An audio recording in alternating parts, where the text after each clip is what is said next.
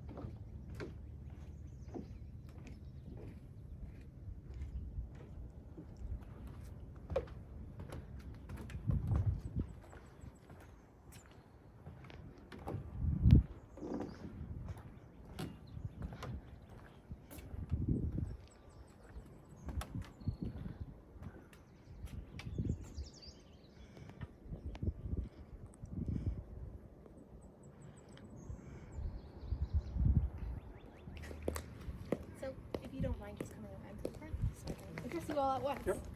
Okay. So, as the corporal said, my name is Private Sao, and I'll be giving you a 50-minute guided tour of the fort today. So, have you mentioned you've been to the fort before? I have. Yes. What about you? No. Okay, so we'll start with the basics. So the first thing is that Fort Henry was built between 1832 and 1837 to defend the terminus of the Rideau Canal and the Royal Navy dockyards here in Kingston. It was, at the time of its construction, the largest and most costly fortification west of Quebec City in British North America. And finally, it's just one key site out of a whole network of defensive fortifications all around Kingston. They're built to protect its waterfronts.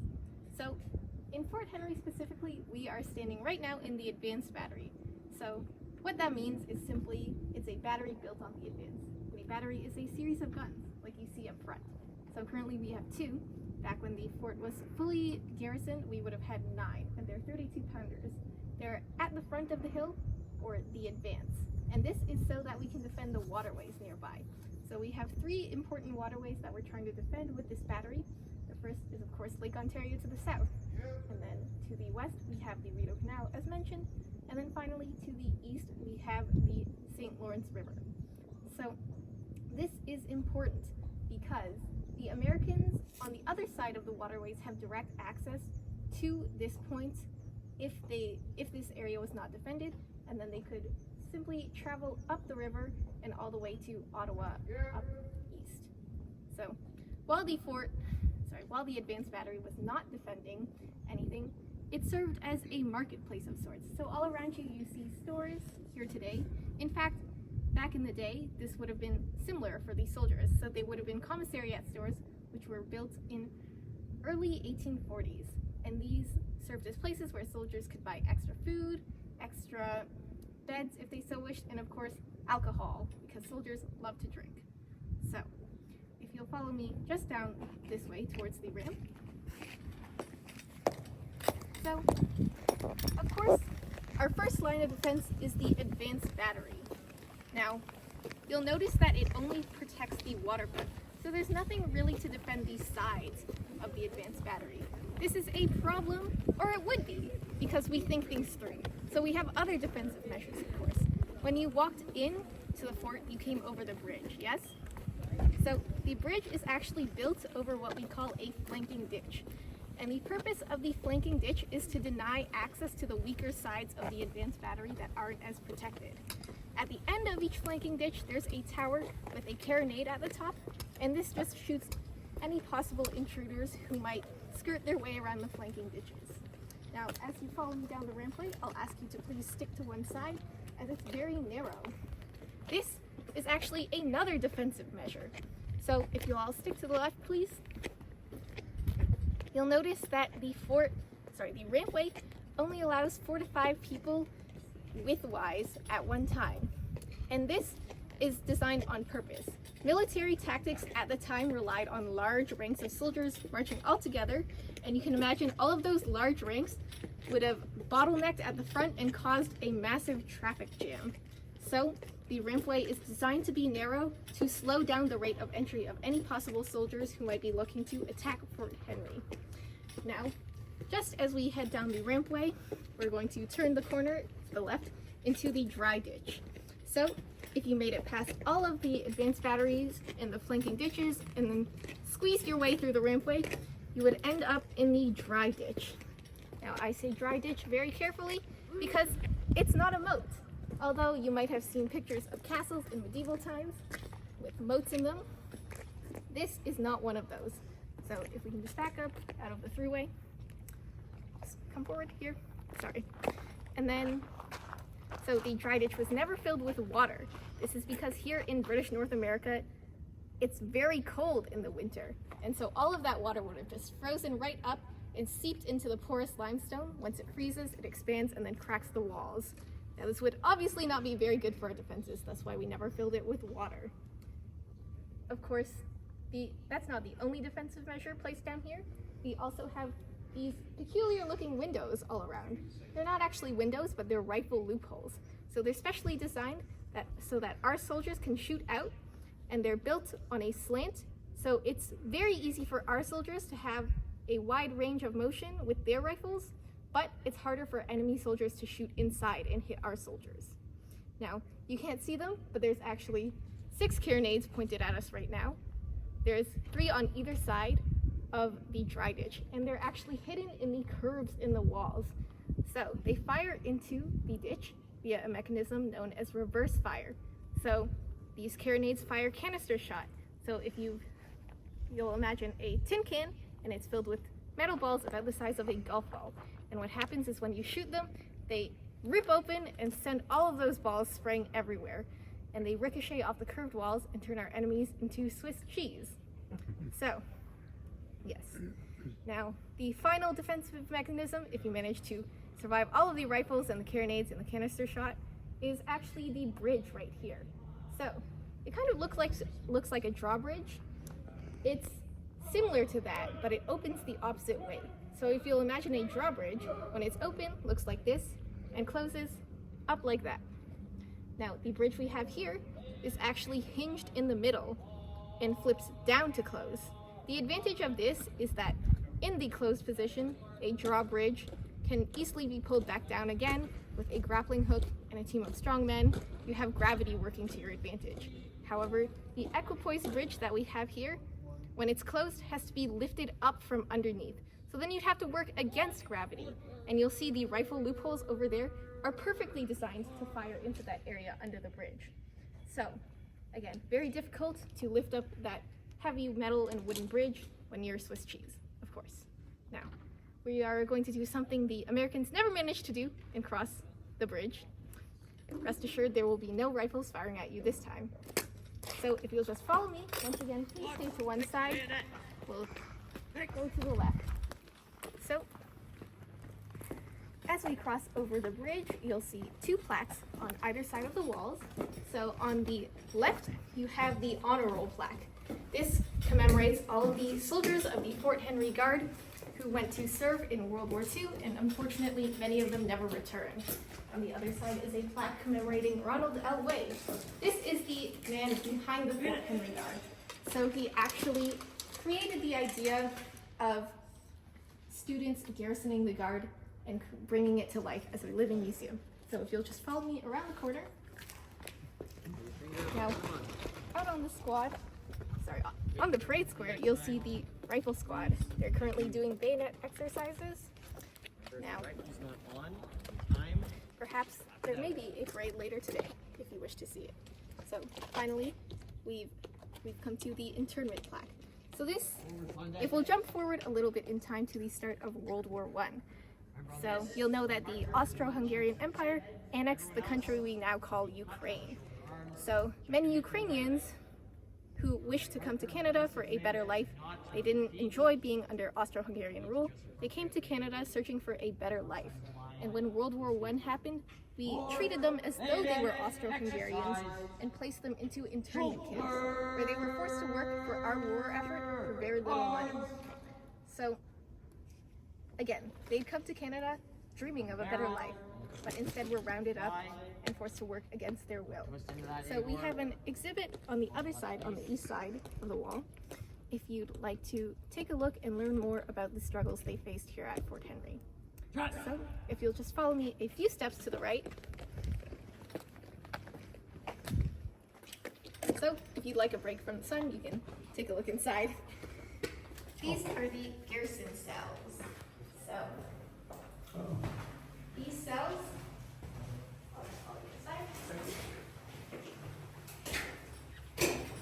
these cells never held civilians or criminals or prisoners from Kingston. These were purely for the soldiers when they'd done something wrong and needed to be punished. So they were held here for up to from 3 to 42 days at a time. And you'll notice that all of the rooms except that one don't have beds. This is because the soldiers weren't given beds if they were staying here for less than 7 days. Once they were staying here for 7 days, then they were given a bed, but then it was taken away every few days to remind them it's not a hotel, it's a punishment. So, yes. Now, soldiers could be thrown in here for any number of reasons, but the most common was, again, drunkenness. Soldiers love their alcohol. The other reasons could be anything from being late to disrespecting an officer, to poor shine or turnout, any number of reasons. And of course, aside from the already unpleasant treatment in these cells, they would be given additional punishments such as extra duties, loss of pay, loss of good conduct badges, loss of rations, and finally, one of those extra duties would have been shot drill. So if you'll just follow me back out this way onto the square. Shot drill is a very intense exercise in which you are forced to keep your arms and torso straight, bend at the waist, and pick up a pile of cannonballs, transport them across the parade square, and build a pyramid, like you'll see up on the ramparts, if you follow me this way. So imagine lifting all of those cannonballs, one by one, arms and torso straight, over and over again across the parade square until your officer finally tells you to stop. Now, this was actually considered humane at the time because the previous punishment was to just whip your soldiers instead. Now, I'm not sure about you, but I would sure pick heavy labor over whipping any day. So, yeah. The other punishments they could have been given as extra duties would have been cleaning the parade square or cleaning the privies, which we're about to stop at next. So if you'll just follow me a few steps this way. So here at Fort Henry, we have men and women's privies. If you'll take a look inside, you can probably guess which one's which. So. You sure about that? So, these are the men's privies. Looks like the women's. Nice. You'll notice they have no seats. This is the, Clean. Oh, yeah. It's clean. Yeah. well, because we don't use those anymore. So, of course they're clean. Back in the day, it probably would have been a little bit of a different story. So, the men's privies have no seats, and this is by design. So, the officers didn't want their soldiers sitting down on army time. It's not a rest room, because there is to be no resting in here. You're just in, back out, and then you're ready to do your duties again. So, if you'll follow me out this way, the women's privies, which you may want to take a look at, they do have seats. So this is because women weren't soldiers, thus they weren't expected to be held to the same standards of soldiers. They didn't have to be on the parade square, thus they could afford to sit down and take a break while they were using the privies. The women were instead soldiers' wives who would have been staying here to help with the cooking, cleaning, and the laundry.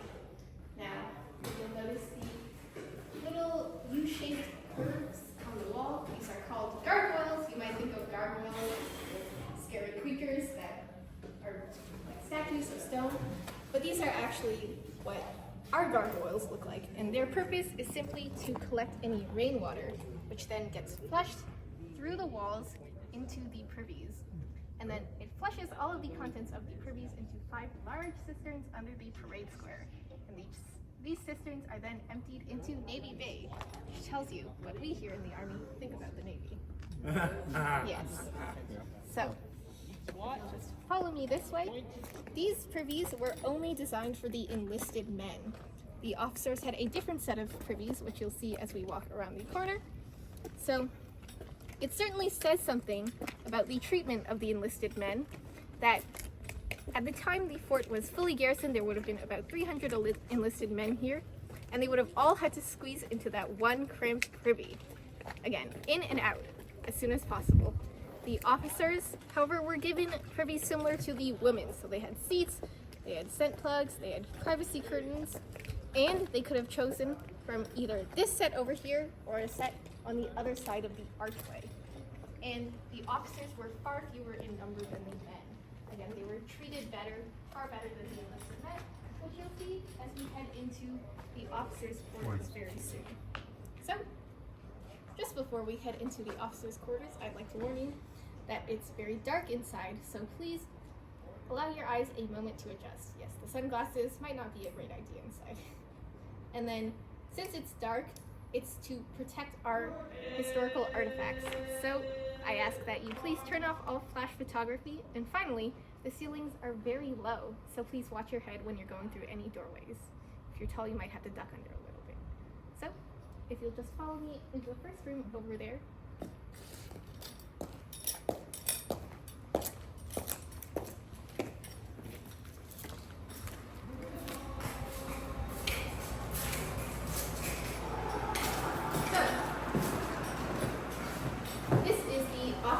Uniform room. Now you saw the squad out there training in their bright red uniforms, like I'm wearing.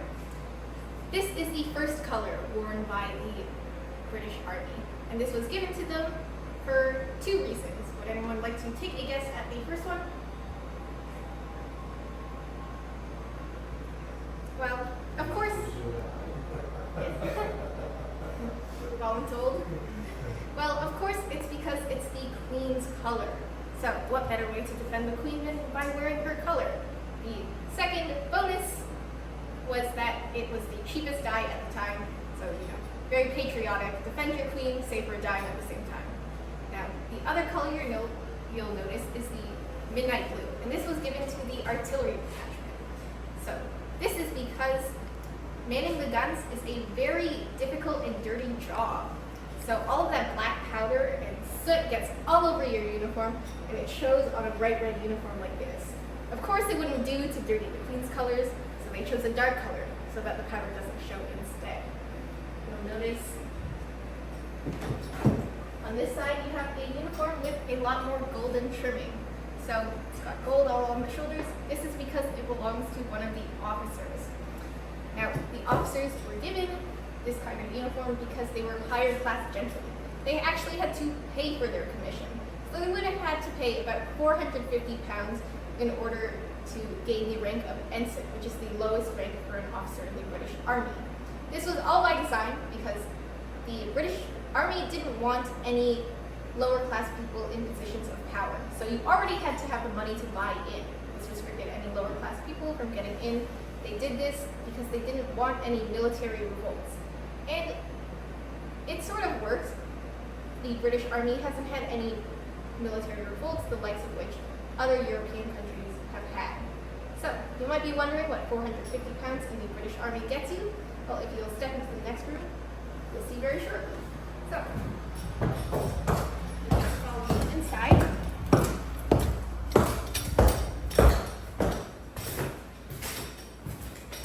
This room belongs to the ensign.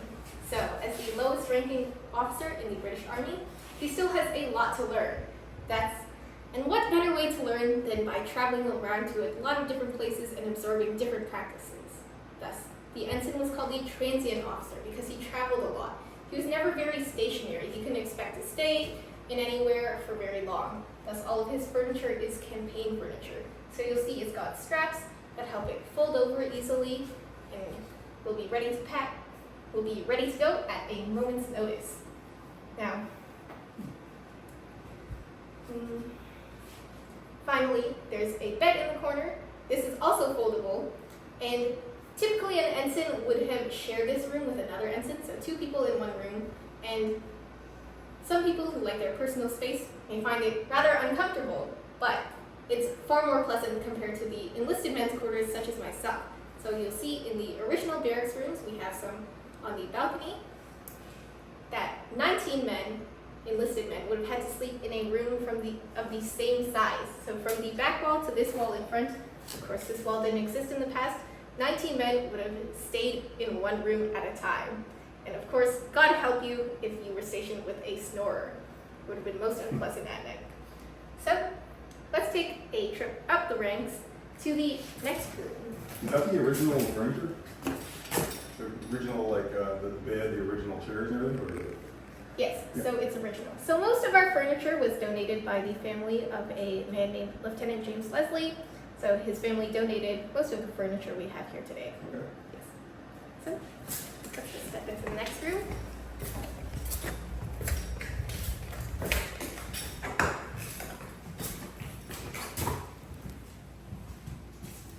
Now this room belongs to the lieutenant, which is the next step up from the ensign.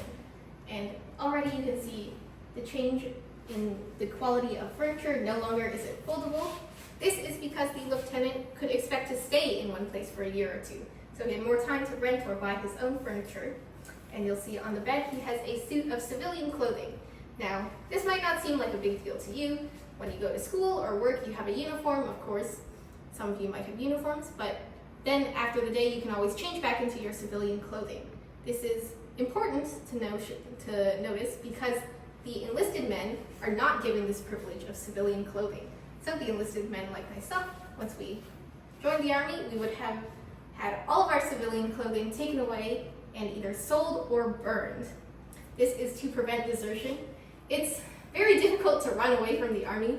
The only clothes you have to wear are a bright red jacket with brass buttons down the front. So the lieutenant, having paid for his commission, could be trusted not to desert, and that's why he was given the civilian clothing. He would have used this suit to go out into the city of Kingston and socialize with the townspeople, where he would have been expected to uphold the good reputation of the British Army. Now, aside from the civilian clothes, he would have also had a manner of other gentlemanly hobbies. So you'll see the fishing rod over there and the hunting rifle, and then the snowshoes on the wall. As a higher-ranking officer, he could have even had a dog, so you'll see the dog bone and bowl on the ground for his pet. Now, one last trip up the ranks, we're going to head into the commandant's room next. So if you'll follow me this way, just watch your head. This ceiling's particularly low.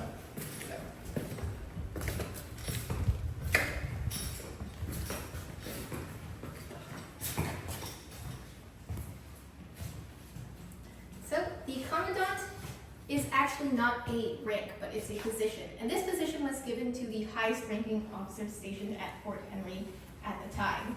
As the commandant, he would have been in charge of all of the administrative work here at Fort Henry. So you can see all the paperwork on his desk, including the documents sealed with red tape. So this is to denote that they're government documents and that they're confidential.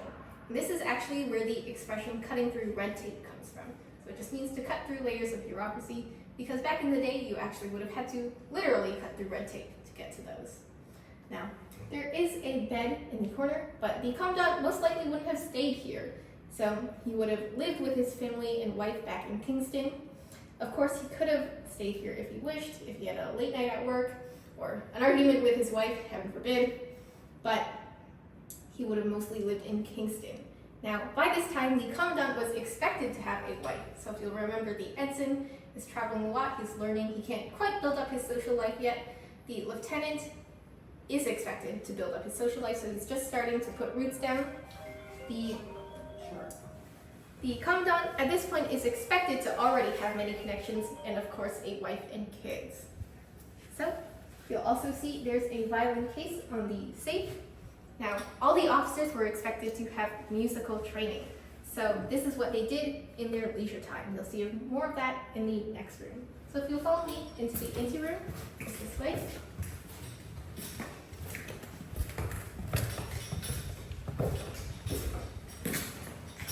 So once again, the piano on the side of the room, the officers, again, were expected to keep up with their musical training. As well, they were always expected to keep their minds sharp even when they were relaxing. So downtime wasn't really downtime, it was, practicing for their actual job. So you'll see the cards on the table. It's set up in a game of whist, which is sort of like an ancestor to bridge, if you know the modern card game bridge. Now on the back, you'll see the chessboard. Again, this is just to keep your mind thinking about military tactics, even when you're not on the battlefield. And finally, if I could just draw your attention to the paintings on the wall. On the back wall, we have Queen Victoria on the left, her beloved yet dearly departed husband, Prince Albert, on the right. And then on the left wall, you have a composite photograph.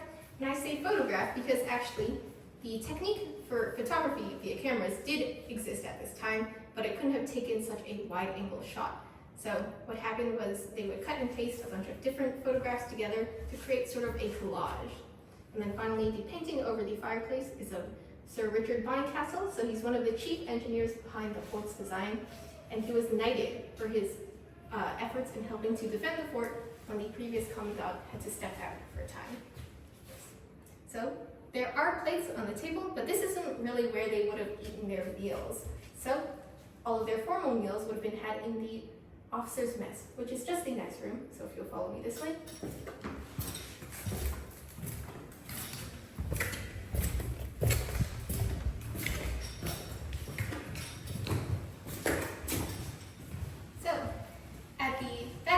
You'll notice two very important flags. On the left, we have the Queen's colors, so that's just the Union flag with a crown in the center. And then on the right, we have the regimental colors. So typically, the regimental colors would list all the battles that a regiment has fought in. Since Fort Henry is an interpretive unit, we just have all the groups that have garrisoned the fort throughout the years. Now, beneath the flags would have sat the president of the mess. So this was, again, a position, not a rank, and it rotated between all of the senior officers. And they would have sat in order of rank all the way down to the ensign. And while they were eating, they were of course expected to make polite conversation, and they could have talked about anything except for 4 topics, which would have been work, politics, religion, and women. So you'll notice all of these topics could be pretty divisive. They didn't want any fist fights breaking out during meal times because there's already enough chaos on the battlefield. Why add that to your relaxation time? So all of their food would have been tasted by the messman. So the messman has his own room just next door, which we'll be visiting now. So the messman didn't actually cook their food, but he would have just simply been an older NCO, so typically a sergeant who was trusted and well-liked by the officers. His job was to collect all the orders for the food, and then he would have taken them down in that book over on the table, and he would have collected the payment. So yes, the officers had to pay for their food. Yes. But then the upside was that they got better quality food than us, the enlisted soldiers. So, as the messman, he would have tested for quality, so he could have eaten their food. This was one bonus perk of the job. The others were that you can see there's 2 stoves in the room, so it would have been very warm in the winter time. So if the messman wished for a warm place to sleep away from 19 other men, you could have unofficially slept here if you wanted. And finally, he was one of only 2 men, the other being the commandant, in the entire fort who held the keys to the next room. So if you'll just follow me inside the wine cellar.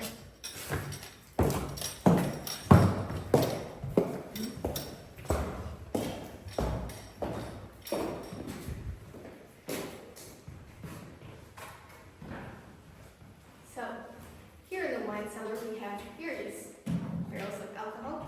The most historically accurate is the port barrel over in the corner, and the rest are beer barrels.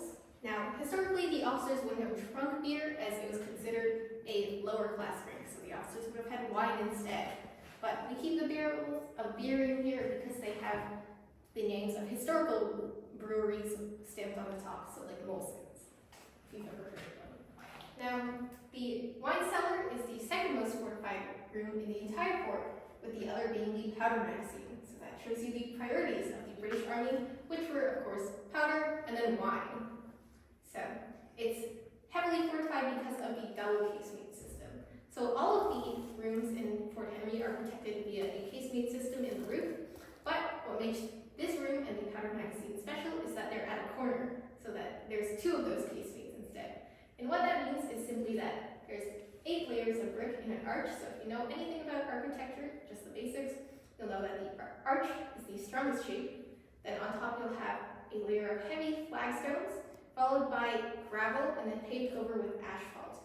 So what this does is it ensures that if a solid shot were to land on top, it would simply crack the asphalt, and then all of that gravel would slide and fill in any holes. So what this does is, in effect, it compresses all of the layers together and makes it even stronger. You'll also see, this is what the rifle loopholes look like from the inside. So yes, there are rifle loopholes in the wine cellar too. When the fort was under attack, the soldiers would have been expected to get through and man the loopholes. So, if you'll just follow me out the door, our next stop will be the reverse fire chambers. So, just down the ramp this way. If you'll remember, I mentioned the messman doesn't cook the food in there. This is where he would have cooked the food, so you can see there's multiple stoves around here. But there's actually an even more interesting fact about this room, which is that it's also the entrance to the reverse fire chambers. So if you remember, I mentioned in the dish, the carronades with the canister shot that sprays open. The carronades are just down here, down the stairs. Now we won't be going down there on the tour, but I can tell you a little bit about the reverse fire chambers instead. So, of course, the reverse fire chambers were a dangerous place for the enemies, what with the canister shot, remember the tin can that sprays the metal balls everywhere, but it was also rather dangerous for our own soldiers. So, since it's all limestone down there, there's no place for any of that smoke to escape. So all of that smoke from the guns then drifts about in the air and makes it very difficult to breathe and see. As well, the noise from the cannons is really loud, and then it echoes off of all the walls. So soldiers would have very quickly gone deaf. Now, finally, the floor is again stone, so our metal heel plates, we have metal heel plates, and once they strike against stone, they create sparks. Now there's a lot of powder down there because you have to have powder to man the cannons, and a single spark could have set all of this powder up in flames along with the poor souls trapped down there. And then finally, of course, the cannon has to have a place to fire out of, so there's an entrance, actually. There's a hole for any enemy soldiers to get into. Now, we, of course, in the British Army are problem solvers, so we fixed some of these problems in a couple ways. First being that we paved the stone with wooden floorboards so that the metal heel plates wouldn't spark and light up all that powder. As well, you'll see it down there, but there is a trapdoor in front of the carronades. So this trapdoor only opens when the carronade is fully loaded and ready to fire. Thus the enemy soldiers who wanted to get in would have been climbing directly into the face of a loaded carronade. Not very pleasant if you ask me. So, we know a little bit about the defense mechanisms of the time, so we're going to learn a little bit more about the daily lives of the enlisted men instead. So if you'll just head through that door.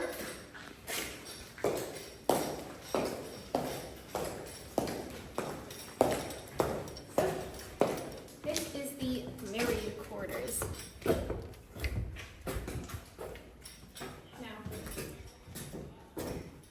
this is where all of the married enlisted men and their wives and families would have slept. So it houses about 4 to 6 families at a time, and each family would have been given 2 beds. So that's one for the man and one for his wife. What about the kids? Well, you see these curtains are privacy curtains. If the parents truly did not care about privacy, they would have made hammocks out of those curtains for the kids to sleep on. Otherwise, the kids would have slept on the floor, unfortunately for them. Now, if the parents had extra money to spare, they could have rented a bed from the commissariat stores in the advanced battery, but often this money was spent going towards extra food for the kids, as they only received 1/4 of the rations that an adult man would get. So yes, they would have spent that money on food to make sure the kids were properly fed. Now, it was actually very difficult to get married on the strength of the regiment. So you might imagine it's a small room for all of the married men in the army, but only 6% of the regiment was allowed to be married on the company's strength. So that's about 6 men out of a company of 100. Perfect for this size. And to be married, you would have had to first have 2 good conduct stripes. So these are chevrons that go on your uniform right here, and each one represents 7 years of good service. Good day, Mrs. Gillis. Good day.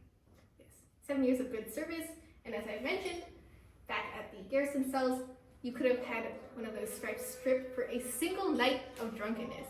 So it would do the soldiers very good to remember not to get drunk if they wanted to be married. Then, if a spot was available and you had enough good conduct badges, it would then go in order of rank. So of course the sergeants would have been married before the corporals, before the lance corporals, and then before the privates like myself. And finally, the commandant would have had to interview the wife to ensure she was of good moral character and would be a hardworking addition to the British military. So, now, why would anyone put themselves through this whole process of trying to get married and living in a room with 4 other families, no privacy, and no beds for the kids? Well, the answer is in the next room. So that would be the schoolroom, if you'll follow me this way.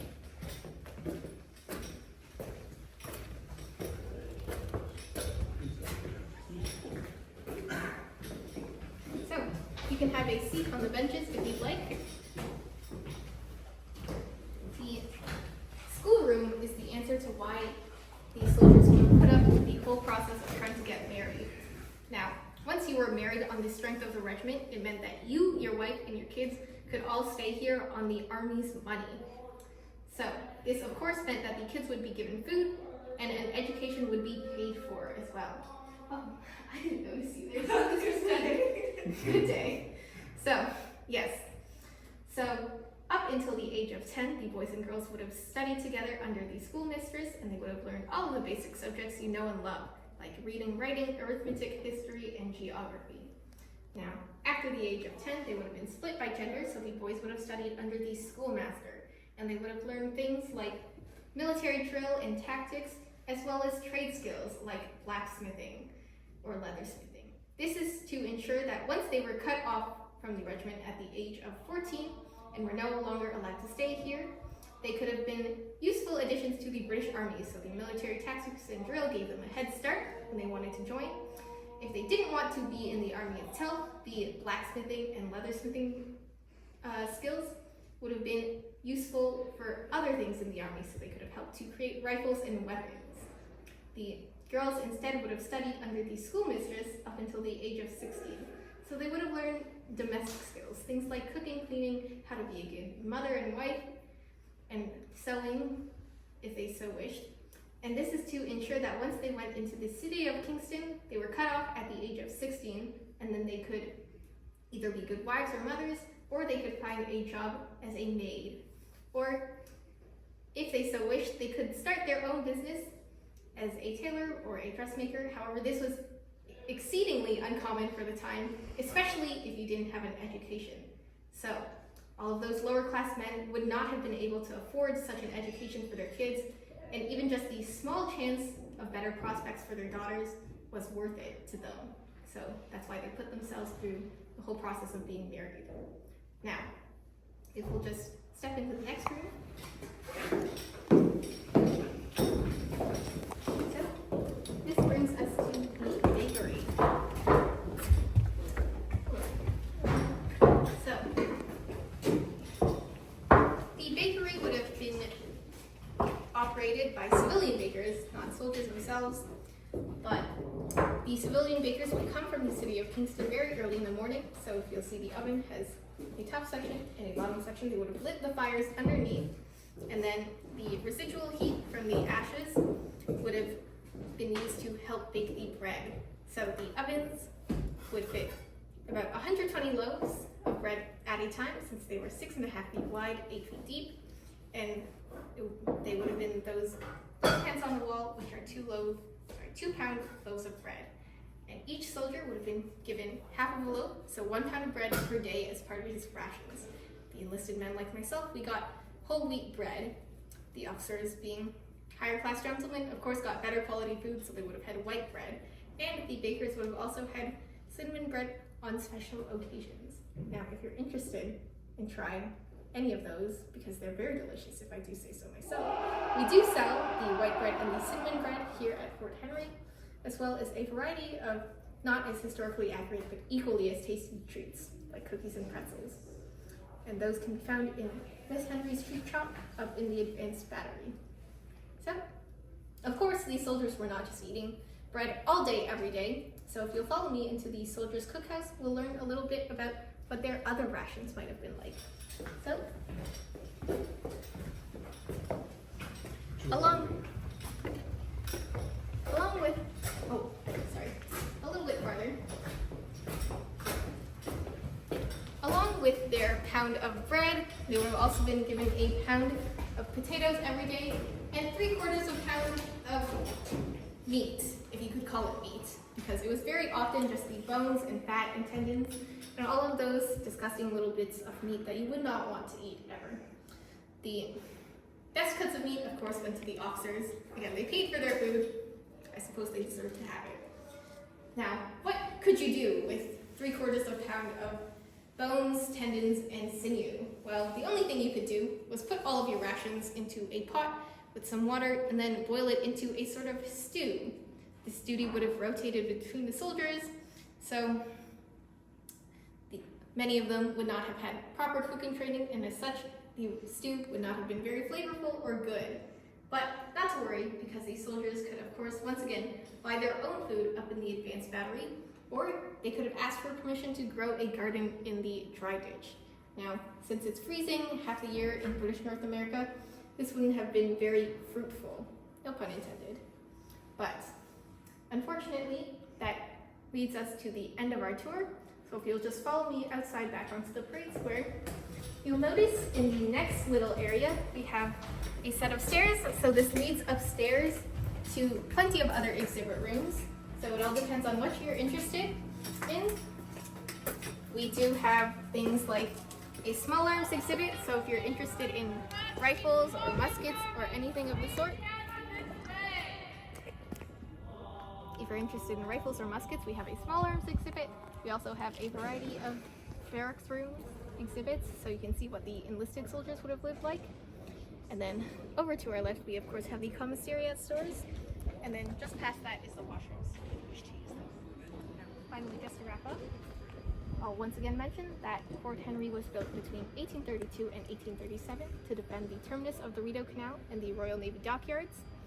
At the time of its construction, it was the largest and most expensive defensive fortification west of Quebec City, and it's just one of a network of defensive sites, defensive fortifications all around Kingston. It's the key site in a network built to protect Kingston's waterways. So, if you have any questions, I'm happy to answer them. My name is Private Sow. If you didn't like my tour, it's Private Atkins instead. A good one. That's That's good, thank you. No, it's great. That's great, yeah. Yeah. So to get out, you go this way to the parking lot, or you have to go back that way? So to get out, you'll have to go back through the archway and then Okay, go yeah, west. perfect, thanks. Do you want to go? So how much, yeah, I wouldn't mind, yeah.